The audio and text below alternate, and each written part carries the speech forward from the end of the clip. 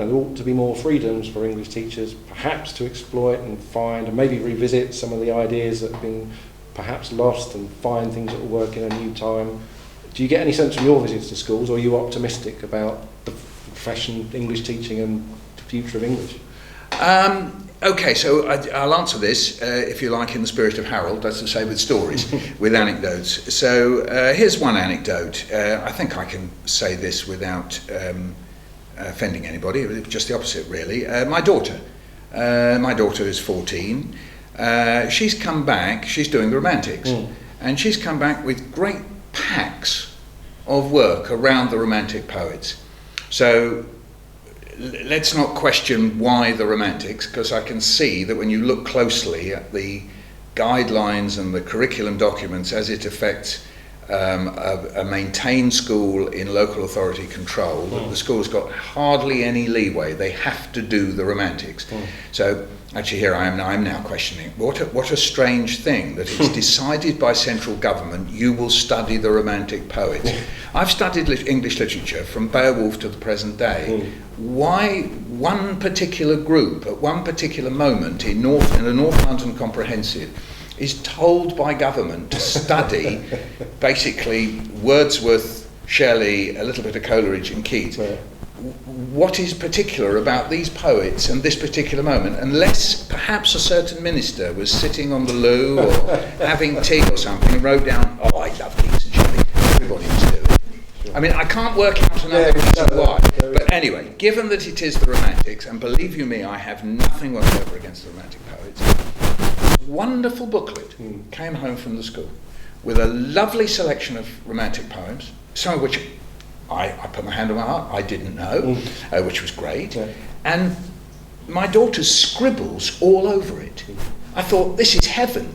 Instead of it being treated as a sort of sacred document to a certain extent, as I'd done when I was at school, grammar school, she had scribbled it. There were loops around all the words and all sorts of stuff written in her own language around it and so on. And then a whole set of questions that were kind of almost like open-ended rhetorical questions. So, maybe this, maybe that.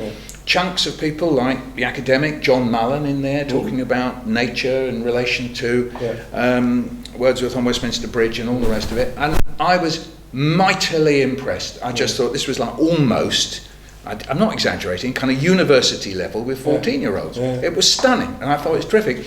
And she came out of it absolutely loving some of these poems and the ideas of imagination and nature and all the rest of it. So I thought, well, that was wonderful. The staff had got together, they'd produced it. It was a young teacher. She had a teacher who was only 2 years into teaching. This wasn't some old lag who had recycled some stuff. So it was plenty of new ideas coming in. So that's anecdote one. And I thought, well, I wonder if that's going on everywhere else. I don't know, I can't answer that. But that was very optimistic making. And then my second story is a kind of weird mixture. Okay, so this is a primary school which shall be nameless. And this is an academy primary school, and under instructions of the person, I don't even know what they're called actually, sponsors, or the leading sponsor person, a certain course book would have to take place in this school. So income sponsor, I don't know what this sponsor's educational background is, but this person decided this would be the course book. So the course book comes in, and this is for the whole school, okay? So this is from 4-year-olds through to 11-year-olds. Stage 1, Stage 2, Stage 3, Stage 4. So, way back, think to the 50s, we used to have Ridout and Chanel. So it's a little bit like this. And the textbook principle that had been rejected because they were so inflexible and so dull. This is the crucial word here. Technical, scientific word, dull. Okay, so this series comes in right the way through at immense cost. Okay, what do the teachers find? They find that the children, the year 5 and year 6 children, their writing skills, or whatever it's called these days, has gone down. So the very thing that this stuff is supposed to do, which is absolute fail-safe, copper bottom success, it has failed. So the teachers sit round, here's the positive bit, and go, it ain't working. So, all right, they're using the assessment system that the government provides, as opposed to, if you like, all sorts of other assessment systems they could work out themselves, or assessment for learning. Never mind, they discover it ain't working. So then what do? Okay, they sit there and start to come up with something themselves. But these are teachers who are sadly cut off from everything we've been talking about so far because of 88 to now, and the idea that you, the teacher, receive the curriculum, you will now implement the curriculum, and then there's a whole set of people working with textbooks to implement that curriculum, which is all like a sealed system, isn't it? Here's the curriculum, here is the textbook, work to the textbook, it's all solved. It's not working, and they go, where do they go to? And I found myself, purely coincidentally because I was there, saying, well, have you heard of, and mentioning something like The Power of Reading, which puts powerful books at the core of the curriculum so that children are excited and enlightened and thrilled by something in texts and then think, wow, I would like to, with the help of teachers, we could write stuff like that. We could put on a play about it. We could write a poem. We could write some imaginative writing. We could write some, persuasive writing, whatever you want to call it, about all this stuff. And we could do newspapers and so on.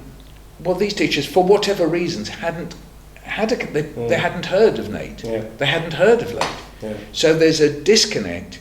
Teachers discovering that this totally sealed system approach, within their own terms, never mind some, hippie poet like me saying it, right? Within their own terms wasn't working, and then they didn't have a resource to go to. So there's positivity in one sense I'm taking from that story.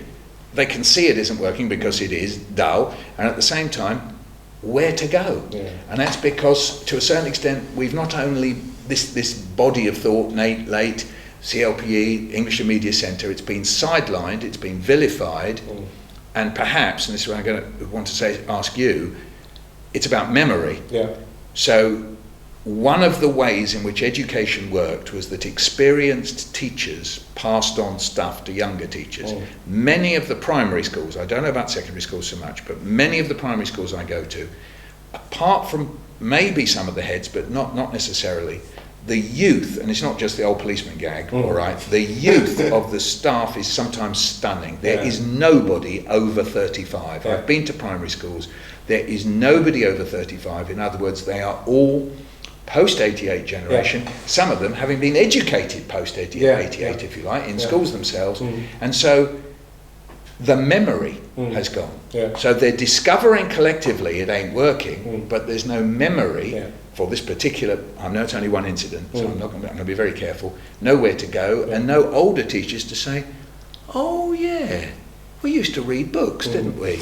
That has happened to me on occasions. An older teacher has said, oh yeah, when I've done a teachers meeting, and then somebody said, oh yeah, I remember when we used to read Roald Dahl and have fun. And we used to go, who would like to be Matilda? Who would like to be Miss Trunchbull? What do you think of Miss Trunchbull? Oh yeah, we used to do that. Yeah, I remember. Some schools, there isn't even that old lag sitting there saying that. So let's talk about memory. Well, I mean, I think that's absolutely key and critical, and I think it links to history, clearly, memory, and that's kind of my argument about remembering this history and not forgetting it. Okay, I can remember it because I've researched it, but I want it to be in everybody's mind who becomes a teacher of English.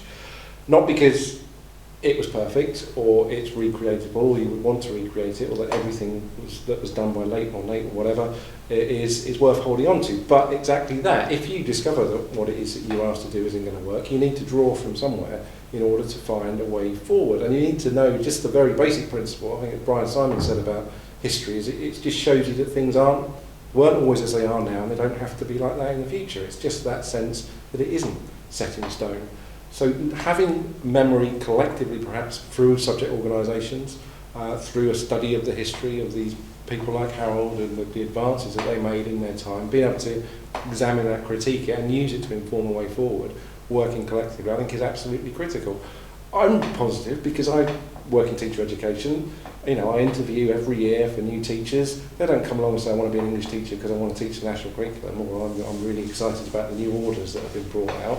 They talk about passion for English, the effect that English can have on children, the teachers who taught them, and the way English transformed the way they thought about themselves and the world. They have that passion in them. It's about being able to create a culture in which they can access that memory throughover and however they do it, and have some sort of freedom to share it with other people and pursue a way forward. And I think, and late still exists, and these conferences still run, as you rightly say. So it's still all there. It's just a question of allowing people to see that it's not about being subversive. It's not about saying we're going to ignore something and do something else. It's about saying, let's just ask that basic question, which we ask at interview. What's the point of English? Why do you study English? And answer that question, and not, what are we being told to study? It's a difficult one, but as you say, I see many English departments in London where there's a very high turnover of staffed by extraordinarily young people and from all different parts of the world, and their kind of sense of any collective memory of what English might have been or could be is very difficult to get a grip on that. And when people are leaving the profession after 2 or 3 years at an alarmingly high rate, how do you build that memory up? Because even if you invest in people and they say, well, this just isn't for me now, I mean, that's part of the problem as well. The so-called retention problem is that they're going. Yeah, and so this conversation, now, still with that group of teachers that I was mentioning before, they said that one of the most generative things for them was the fact that they had set up a cluster, and it was a mixture of academies and local authority schools, that they hadn't taken any instruction from anybody to do this. They'd set it up themselves, and they talked to each other. Yeah. So they worked on the Tim Brighouse model, not on the parachute in the super teacher, which has come up from Cameron as 4,000 and seems to be cut now by Nicky Morgan to 1,500. So when it's about 10 on that basis, it'll be quite interesting. But the sort of parachuting in of the super teacher, I mean, it may or may not work in specific examples, but we know from the Brighouse experiment, it's not an experiment, it's the actual project in London, is that teachers and schools talking to each other is powerful. Is there something, if you like, that is specific, not necessarily specific to English teaching, but within that cooperation that English teachers have got to say, well, can we have some time where we talk to each other as English teachers?